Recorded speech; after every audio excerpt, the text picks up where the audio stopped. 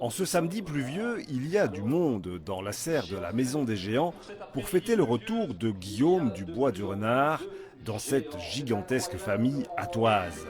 Créé en 1986, ce personnage était sorti tout droit d'une des légendes du Pays Vert.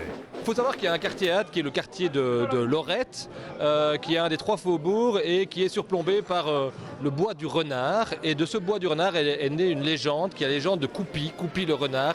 À la suite de la création du géant Coupi, il y a eu la volonté aussi de créer un autre personnage de cette histoire, qui est Guillaume, le seigneur du bois du renard, qui est un peu la victime de toutes les blagues, de toutes les ruses de Coupi. Après avoir dansé durant quelques années dans les quartiers de la ville, le seigneur Guillaume était tombé dans l'oubli. Sa tête avait été soigneusement rangée dans les archives communales. Mais le souvenir de ce géant barbu, qu'il n'avait pourtant pas connu, faisait rêver le jeune Clément Menu. En fait, depuis que je suis petit, je suis dans le monde des géants et j'ai commencé avec des tabourets, des trucs comme ça. Et c'était que le Guillaume.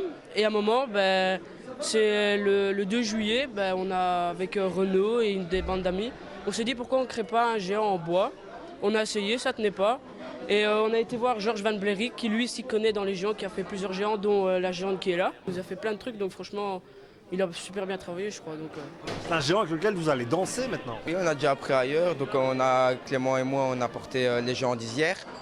J'ai porté les géants de Moff, Pellette quoi. Guillaume du Bois du Renard, Clément l'avait dans sa tête depuis sa naissance, il voulait dire je recrée Guillaume du Bois du Renard et ça c'était dans ma tête, je l'aurai et j'aurai mes porteurs et j'aurai tout. Il a tout aujourd'hui et je suis content pour lui. Et déjà une première sortie avec ses comparses pour gagner le parvis de l'église Saint-Julien, où le seigneur du Bois du Renard a été béni par le doyen. Une première danse dans les rues de la ville qui laisse en présager bien d'autres. Il y a les géants d'Orménie qui sont là, de Mafle, de différents villages. Donc je suppose que dans les prochains mois, on va le voir dans les festivités de tous ces villages et ces villes des alentours. Et puis après, il vivra sa propre vie de géant. L'avenir est à lui.